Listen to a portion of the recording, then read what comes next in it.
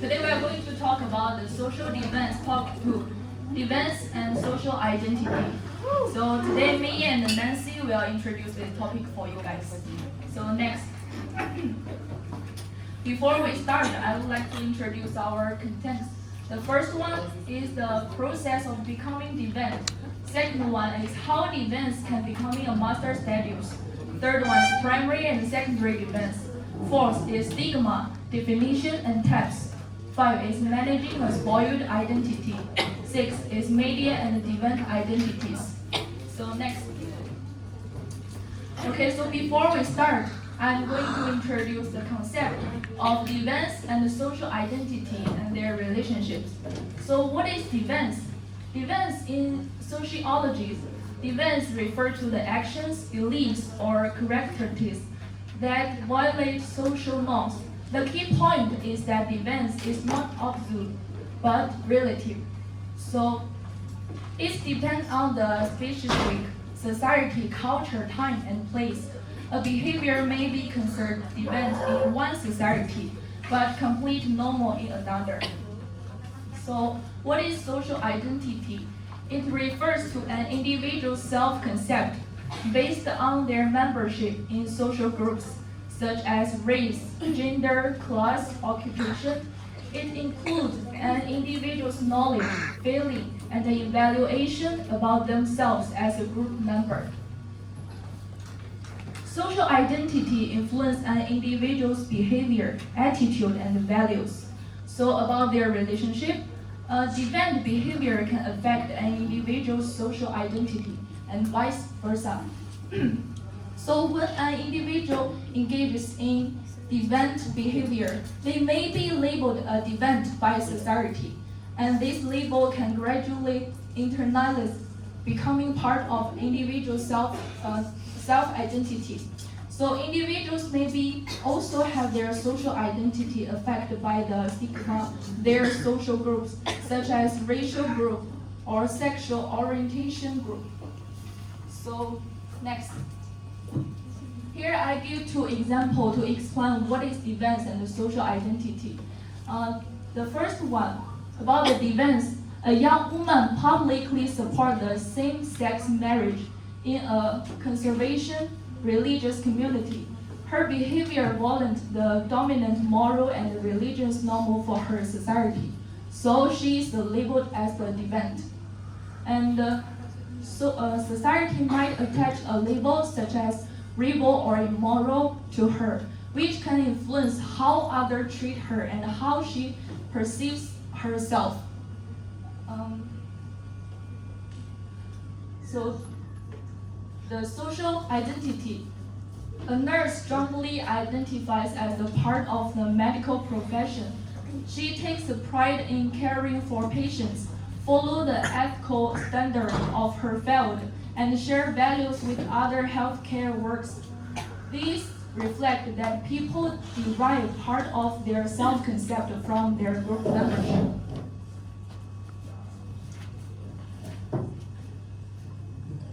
And her sense of self comes from the belonging to this professional group, not from breaking social norms. So in summary, defense is focused on the behaviors that violate social norms, often leading to the social disapproval or stigma.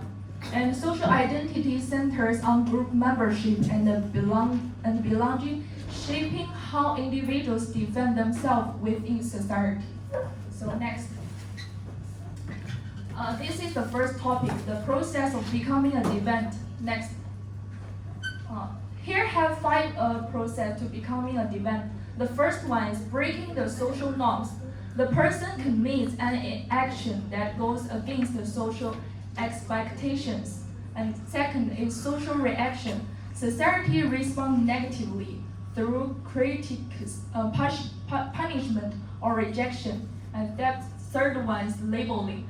The individuals called names like bad student or troublemaker. And fourth one is acceptance of label. The person starts to believe and identify with the label. Fourth one is the secondary defense.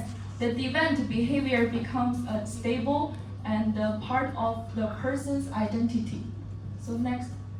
Here I will show you how Alina becoming a deviant. The first thing is Alina breaking the social norms.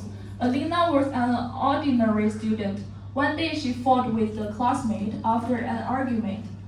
She thought it was just losing her temper, nothing serious. So after that, the teacher scolded her and informed her parents. Her classmate began to avoid her, calling her violent or troublemaker. So next, the teacher and peers labeled her as a problem student. Even when she behaved well, no one believed she had changed. So after that, Alina started to believe she really was a bad student. She skipped the class and talked back to the teacher. Think they already see me like that way, so I'm gonna to be a bad student. So the last one is she began fighting, smoking, and staying out late. The problem girl label becoming her master identified. Everyone saw her only that way. So after this, she is totally become the label who called the problem girl. Yeah, so next. How deviance can becoming a master status. Next. So first we will talk about what is master status. Master status is a person's most central and prominent social identity. It affects how others perceive the person and how person perceives themselves. Once a status becoming a master status, it's dominant over their social roles. Everyone has many social identities, such as student, daughter, friend, volunteer, but society often uses only one most prominent label to represent you. That is your master status. For example, when you see a doctor, the doctor is the master status. And when you see the catch thief, the criminal is the master status. So what is your master status? Yeah, and what is lecturer's master status? Yes, exactly, you're so smart. And next.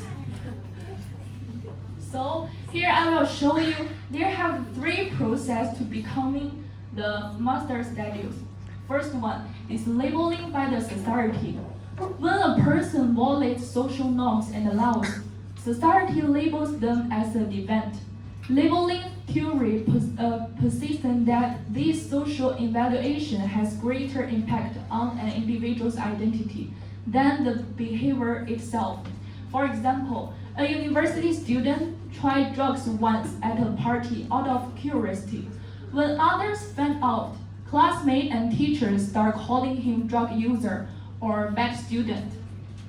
So, second one, internalization of the label. People who are labeled may begin to believe that they are deviant and internalize their behavior and identity. So after this, after consistent the rejection, he started believing the label, I really am that kind of person. So last one, becoming a master status. Once the Bell's label is internalized, it occupies the center of an individual's life. Other identities such as student, parents, friend may be marginalized or ignored. For example, this university student joins a group of drug users because they only ones who accept him. His life now revolves around the drug use and the relationship with that subculture. So here have the key point, like what is becoming a master status. The key point is that you want to be that identified. You think you are that one, so you try to do a lot of things to improve, like I'm the best student. So got it? Yeah, so next. Like primary and secondary defense. Next. So what is primary defense? Primary defense refers to the first or occurrence act of rule breaking. It is usually minor and receives a little social reaction, and the person still sees themselves as a normal individual. For example, a student skips class once. gets a mind warning, but still see himself as a good student. Because it's only a one-time act, and he doesn't see himself as a bad or deviant person. He still thinks I'm the good one, but just do one mistake. Yeah. So the key point is that primary deviance is behavioral, not yet part of the one's identity. So the secondary deviance occurs after society reacts strongly and labels the person as deviant. The individual internalizes this label and continue deviant behavior. For example, a student labeled as a bad student gets excluded, then keeps skipping class and fighting. So after that, he totally becomes a bad student. And the key point is that secondary deviance involved a change in self-concept. I am the deviant. Yeah, so next. What is the role engulfment? Role engulfment means a person becomes completely absorbed by a social role, especially a deviant one, so that both society and the individual see them only through that way. For example, a young man is jailed for thief. After release, he tried to rebuild himself, but faced rejection. Social still label him as a criminal, and he eventually accepted this identity. The criminal role replaced all his other roles. This is a role engulfment. That's the reason why I explained what is the different with the becoming a master studios and what is the different with the role engulfment.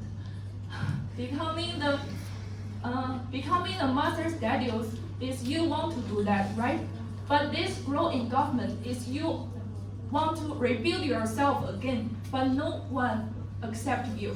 They only think you are the bad guy. So after that, you cannot rebuild yourself. This is role engulfment. Yeah, this is the different things. So here have a study showing us about 53% of ex-prisoners reform or experience role engulfment, where society continues to label them as a criminal, making restoration difficult. So you can see have these a lot of people they face the role engulfment. So it's so bad things. Yeah, that's it. I will give to Nancy.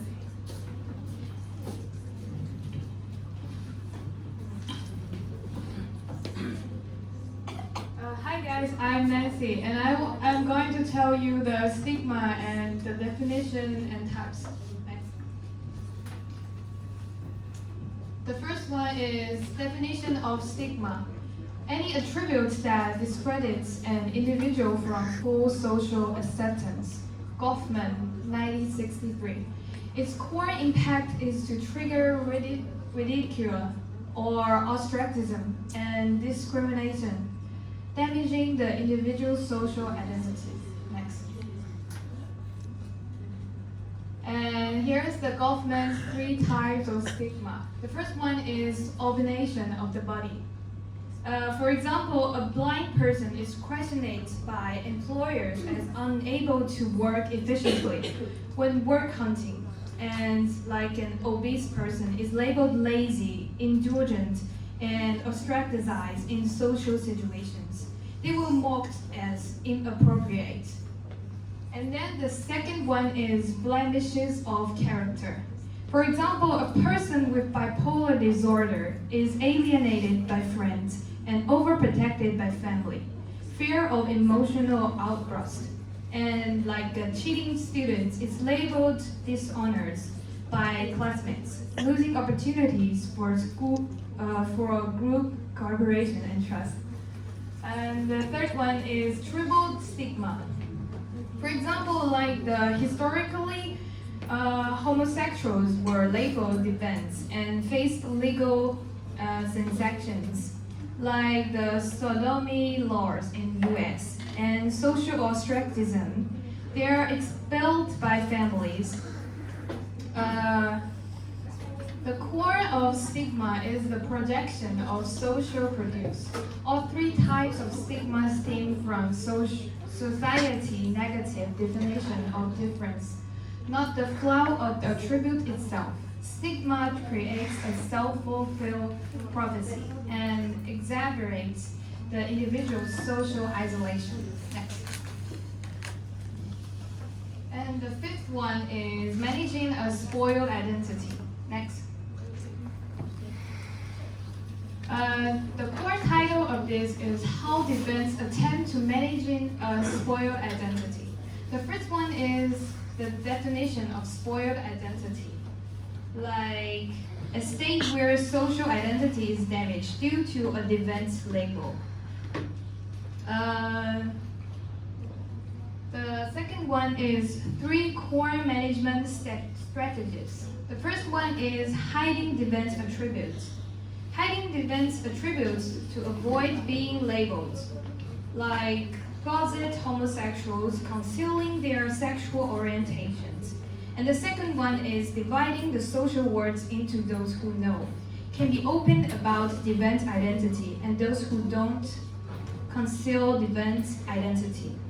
And the third one is proactively controlling information disclosure, like the partial, full, to give, guide the narrative, like an ex-convict explaining their past to employers and emphasizing reform. Next. And then is the case examples. The first one, get hiding defense attributes. Before the US Civil War, a light-skinned African Americans passed as white to avoid racial discrimination. And the closet homosexuals conceal their sexual orientation in the workplace to avoid occupational discrimination. The second one is dividing the social world. A topless dancer conceals her occupation from her family, claiming to work as a waitress in a club, and only shares work experience with peers. And marijuana users only use with other users to avoid being discovered by those who don't know. And the third one, proactively controlling information disclosure. An ex-convict proactively explain their past during job interviews and provides prison training certificates to prove reform. And a homosexual discloses their sexual orientation before establishing an intimate relationship to select a partner who accepts them. Next. And the sixth one, media and defense identities. Next. The core title of this is How Media Help Create, Promote, and Sustain Defense Identity. The first one is 3 core mechanisms. The first one is focusing on extreme defense acts. That is the transactionalism. For example, focusing on extreme defense acts like the murder, serial crimes, while ignoring routine defense, exaggerating the danger of defense to attract audiences. The second one is defining specific groups as social threats. Media linking marijuana use to violence, promoting public support for transaction against defense, and reinforce defense labels. The third one is repeatedly emphasizing the defense identity of defense, while ignoring their identities, like only calling someone a murderer and not a father, making a defense label hard to remove. Next. And here is the case examples. The first one is sensationalism. The 1994 Leaves broadcast of O.J. Simpson police charges. Media covered it non-stop for 24 hours, quickly shading him from a sports star to a violent event, while ignoring his past charitable contributions and career achievements. And the second one is moral panic and label reinforcement. The 1936 film Reefer Madness, the media linked marijuana use to madness, violence, crime, triggering the public panic about marijuana users, promoting the introduction of marijuana bans in many US states, and reinforced the label marijuana use equals to dangerous events. And the third one is identity solidification. The reality shows dirty jobs. Media focuses on stigmatized occupations, like the garbage collection, the cops handling, repeatedly emphasizing their defense occupation attributes while ignoring practitioners' other identities like father volunteer, and leading the public to define them only by their defense occupation. And here's the summary. Defense identity is a socially constructed process rooted in social definition, labeling, and internalization rather than inherent individual traits. And defense emerges through three stages: initial norm violation and social reaction and labeling, and eventually internalization of the defense identity, as seen in cases like O.J. Simpson, transformed from an NFL star to a violent defense via media coverage, and a cheating student who transitions from primary defense to secondary defense. A master status refers to a core identity that supersedes others. Defense often become a master status due to its high salience and persistence, exemplified by John Patno, whose legacy is a legendary coach, was overshadowed by his defense status, linked to a child abuse scandal. Primary defense involves norm violation without identity internalization, while secondary defense entails accepting the defense label, potentially leading to a role improvement, where the defense role dominates all others. As well, serial killer Jeffrey Dahmer, stigma defined by Goffman as attributes discredit full social acceptance, including three types: abominations of the body, blasphemous of character, and a triple stigma. Defense manage spoiled identity through dividing the social words, or protective disclosure, such as topless dancers concealing their occupations and family. Finally, media plays a pivotal role in creating, promoting, and sustaining defense identity via sensationalism, moral panic, and identity solidification, shaping public perceptions of defense. That's it. And here's the Q&A. Yes. Thank you. So first, do you guys have any question to ask? Like which part you don't understand, we can explain.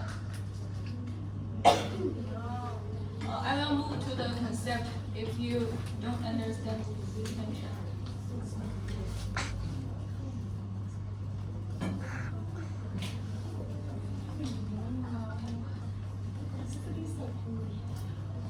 So, do you guys have any question?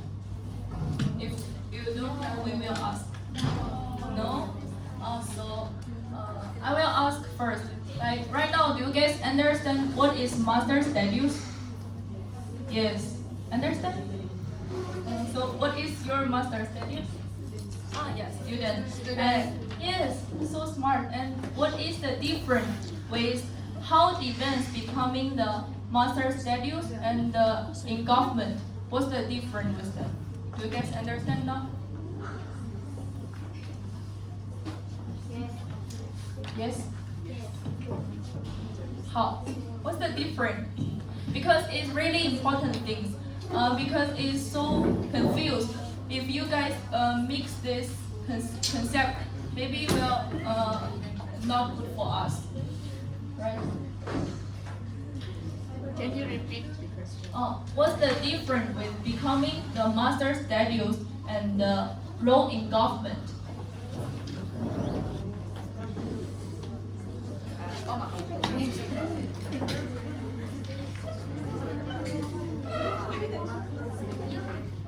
Yes, yes.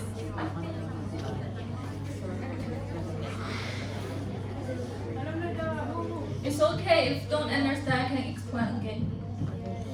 Explain again? Yeah. Can you explain again? So in this part, there I show the PPT like how the event becoming the master status. It means someone doing something wrong, and the bad things have so much impact. So after that, all of the social response will call her like by student or troublemaker, right? So after that, the bad things identified becoming the master status. So here have the key point is that I think I am the bad student. So I'm going to do so many things to join this identify. Understand? The key point is I think and I want. So about the role in government, they think is that you can see this guy doing the bad things, right? And after release, he tried to rebuild himself, right? He already don't want to do any bad things. He just want to rebuild his life. But everyone just rejection. So after that, he cannot rebuild himself. Then after this, he's totally showing the role in government. Understand? Yeah. That is the thing. My question is that how many strategies are there in the identity management and what are they? You can check in the slides.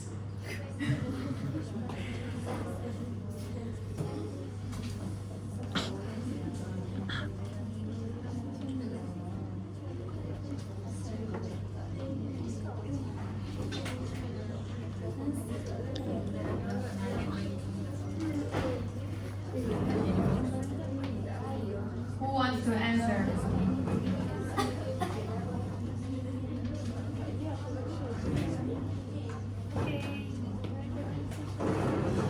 There is pre-managing of the one identity. Yes, you're right. Not yet. So one is hiding deviant attributes. Betul. Is it right? I mean, Yes, you're right. sabar. Satu is dividing the social worlds, and then proactively controlling information disclosure.